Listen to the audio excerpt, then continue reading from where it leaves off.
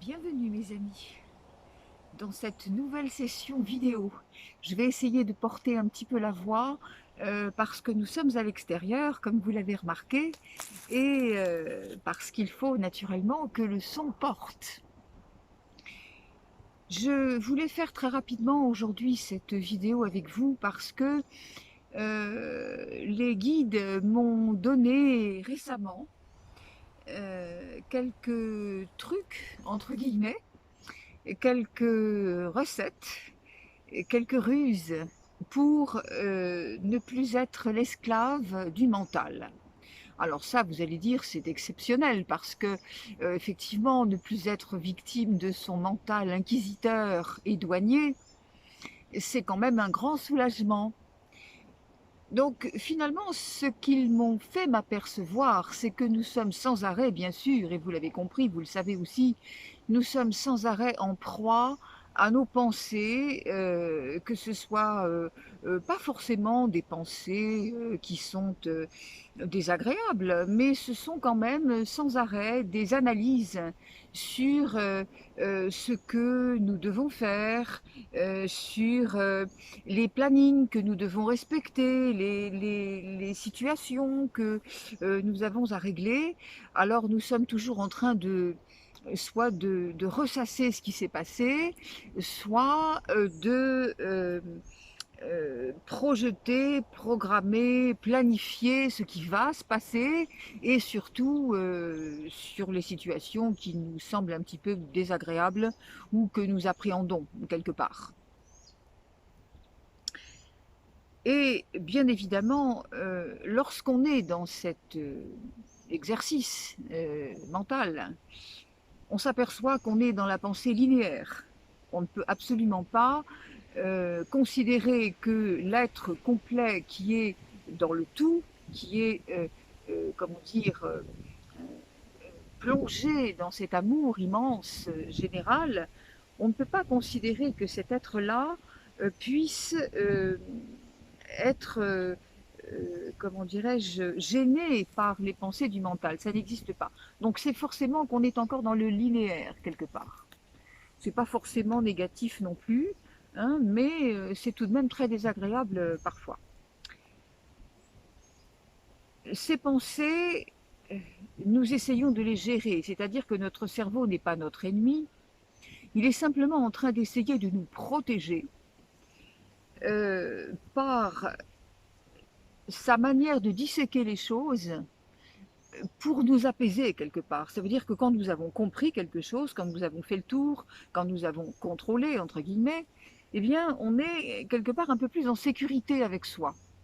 Alors que c'est faux, puisque dans les faits, les choses généralement qu'on a prévues bien à l'avance ne se passent pas comme on les avait imaginées. Donc, voilà en quelque sorte le travail du cerveau qui est là pour nous dire des choses qu'il connaît, donc il ne peut pas avoir les solutions, c'est évident. Et nous, nous sommes sans arrêt en train de finalement d'essayer de rassurer. Si nous voulons nous rassurer, ça veut dire quoi? Ben, ça veut dire qu'on a peur. D'une façon ou d'une autre, à un degré ou à un autre, on a peur. Et là, le maître mot est lâché, la peur. Toujours pareil, hein, la peur, l'ennemi de l'amour, ou plus exactement l'opposé, et la peur, l'énergie donc du linéaire. Bien, comment faire? Eh bien, ce qu'ils m'ont expliqué, c'est tout de suite intervenir. Quand on commence à partir en vrille, là, quand on commence à savoir que on est dans des, comment dirais-je, dans des élucubrations qui nous font partir dans tous les sens, qui nous empêchent de dormir, etc., etc. Tout de suite, le fouet. Tout de suite, on fait claquer le fouet comme si on voulait arrêter une bête sauvage. Ils m'ont donné une petite image. Ils m'ont dit, voilà, imaginez que vous êtes poursuivi par des assaillants et vous fuyez, et puis devant il y a un mur, et vous allez vous projeter contre un mur. Alors, vous allez courir dans ce mur, au moment où vous allez être plaqué contre le mur, il y a une petite porte qui va s'ouvrir. Cette petite porte, elle est invisible pour les autres, mais elle s'ouvre pour vous et elle se referme derrière vous. Ça veut dire que ça y est, vous êtes plongé à l'intérieur de vous. Vous avez euh, euh, eu le courage de descendre dans votre cœur au lieu de continuer à vous laisser perturber par le mental. Donc vous êtes à l'abri. Immédiatement, vous allez comprendre qu'il y a là un grand calme qui s'installe. C'est comme si vous aviez la possibilité de dire, eh bien, d'un seul coup, je fais un paquet commun avec toutes ces pensées qui m'assaillent, qui me gênent, qui m'empêchent, qui me stressent, etc. Et d'un seul coup, stop, je coupe tout. C'est comme si on coupait un fil électrique. Terminé. Peu importe. Alors, votre cerveau va vous dire, mais attention, si tu réfléchis pas à ça, il va se passer ça, c'est grave, il faut y penser, il faut réfléchir, il faut savoir, il faut être sûr. Non, rien n'est grave. Vous êtes souverain dans votre vie, dans votre corps, et surtout, maître dans votre cœur. Bien. Et puis, ils m'ont dit également quelque chose de très important. Ils m'ont dit, avant d'être une situation, une personne, un objet, n'importe quoi, c'est d'abord de l'énergie. Ça, on l'avait vu ensemble déjà. Donc tout ce que nous vivons, il faut le considérer en termes d'énergie. Rien dans la matière n'est matière, tout est énergie. Donc on va parler en termes de vibration, en termes de taux vibratoire, de plan vibratoire, de degré vibratoire, de niveau vibratoire. C'est exactement comme les ampères et les volts en électricité. On mesure ça, on mesure la puissance, on mesure le débit. Bien. Donc, quand vous avez en face de vous quelqu'un qui fait quelque chose, n'importe quoi, cette personne exprime, avant d'exprimer ce qu'elle est, cette personne exprime une énergie, un plan vibratoire dans lequel elle se trouve et qui, quelque part, la dirige à se comporter comme ceci ou comme cela. La personne qui va composer une symphonie magnifique n'est naturellement pas dans le même plan vibratoire que celui qui fait de la violence ou qui maltraite ses enfants. Alors, on n'a pas à juger l'un plus que l'autre. Il n'y a pas de bon et de mauvais, hein. Ça aussi, on l'a vu suffisamment, c'est pas la peine de revenir là-dessus. Simplement, s'apercevoir que tout ce que l'on vit, tout ce que l'on regarde, on a tendance à le regarder de façon très subjective, et c'est-à-dire par rapport non seulement à notre intellect, mais aussi à notre vibration. Comment nous rencontrons cela? Comment certaines choses vont nous heurter précisément parce qu'elles ne sont pas dans notre vibration? Donc si vous voulez agir sur une situation, sur une personne, si vous voulez transformer quelque chose, vous ne pouvez pas agir directement sur la matière, donc pas non plus directement, ni sur la personne, ni sur la situation, ni sur rien de cela. Vous allez devoir agir sur l'énergie, sur le plan vibratoire.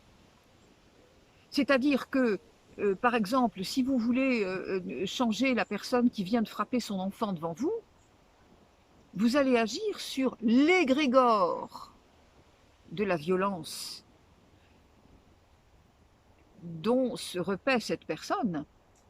Vous allez agir sur cette énergie, donc l'imbibée de lumière, et c'est ainsi que non seulement vous allez avoir un impact sur la personne, mais également sur l'ensemble de l'énergie. C'est-à-dire qu'à terme, un petit peu ceci, un petit peu cela, vous allez pouvoir dégager toutes les énergies de basse fréquence sur lesquelles vous voulez intervenir. Voilà, ça me semblait extrêmement important qu'on en discute en termes très simples de cette façon. Et puis en même temps, bien appliquer ce cas avec énormément de souplesse. Vous avez en face de vous des gens qui ne peuvent pas comprendre cela, mais qui peuvent le comprendre dès que vous commencez à plonger un peu dans leur passé, dans leurs émotions. Beaucoup de gens vont vous dire: je ne ressens pas mes émotions, je sens bien qu'il y a quelque chose qui ne va pas, mais je ne sais pas ce que c'est. Et j'ai beaucoup de mal à ressentir mes émotions. Alors, dans ce cas, allez chercher à la racine ce qui se passe. J'ai récemment eu le cas avec une petite jeune fille que j'accompagne et qui me disait: je sais que j'aime telle personne, mais je n'arrive pas à l'exprimer, je n'arrive pas à pouvoir comprendre comment je l'aime et pourquoi je l'aime et comment je le lui démontre. Et en fin de compte, on s'est aperçu, en très peu de temps, que cette petite jeune fille avait été, en tout cas, ce qu'on appelle les bébés médicaments. C'est-à-dire ces enfants qu'on n'attend pas pour eux, mais qu'on attend pour qu'ils réparent quelque chose. Alors ça peut être soit réparer des enfants qui sont décédés avant que l'enfant arrive, soit être vraiment le bébé médicament, c'est-à-dire qu'aujourd'hui on a découvert que dans pour soigner certaines maladies génétiques, il fallait prendre dans le cordon ombilical du nouveau-né ce qui pouvait soigner l'aîné de la maladie génétique. Donc on attend un enfant, on fait un enfant, entre guillemets, la pâte à modeler, hein, pour qu'il soigne quelque chose. Ça peut être également pour soigner des mères dépressives ou pour réparer un couple. Enfin bref, naturellement que c'est de l'illusion puisque ça ne peut pas être dans les faits, mais les gens attendent l'enfant comme ça et l'élèvent de cette façon. Ce qui fait que cette petite jeune femme qui finalement s'est aperçue qu'elle était née avec un contrat d'âme qui disait: tu n'es pas venu pour toi, tu es venu pour les autres. Donc il n'y a aucune raison que tu ressentes tes émotions, aucune raison que tu t'autorises à vivre pour toi, aucune raison que tu te donnes de l'amour et de l'importance. Voilà, ça peut partir de là aussi. Et puis, de cette racine concrète, on va aller naturellement comprendre que on n'est pas dans la matière, on a juste compris où était la racine de la matière. Mais on va observer ça dans l'énergie et on va soigner l'énergie, on va nourrir cette énergie. Et le miracle là se produit. Parce que ce que vous ne pouvez pas produire avec les mots, hein, c'est pour ça que la psychanalyse ou même les psychologies parallèles sont totalement inefficientes dans ce domaine, l'énergie va faire le travail. Parce que là, ça n'appartient plus au vocabulaire, ça n'appartient plus au raisonnement. Là, on est dans la vérité. Et là, l'amour vient retisser ce qui, à la base, avait été un peu faussé dans la direction. Voilà, mes amis, je voulais m'en tenir là avec vous pour vous expliquer à quel point rien n'est irréversible, à quel point vous êtes toujours tous très puissants, toujours capables de réparer n'importe quoi, de rétablir plus exactement dans l'ordre divin n'importe quoi. Et puis aussi pour vous apercevoir que vous êtes souverain. Vous avez le droit d'exister pour vous. Et vous avez non seulement le droit, hein, mais je dois dire le devoir. Hein. On n'aime pas beaucoup ce mot, je sais, mais voilà. Donc, tout est bien, tout est léger.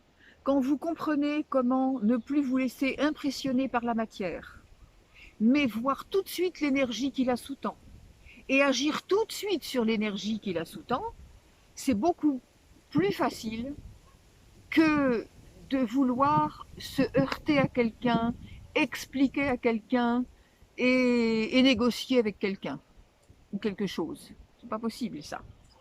Donc, on fait le travail dans l'énergie. J'espère que tout est bien. parce que c'est vrai qu'il y a du vent et donc ça disperse un petit peu le son. La lumière également est changeante, mais c'est pas grave. Moi, j'ai été heureuse de pouvoir m'entretenir avec vous et sur ce sujet, et puis on y reviendra encore évidemment et toujours. Et entre-temps, je vous souhaite un bel été, de beaux week-ends en plein été. Merci beaucoup mes amis et à très bientôt. Au revoir.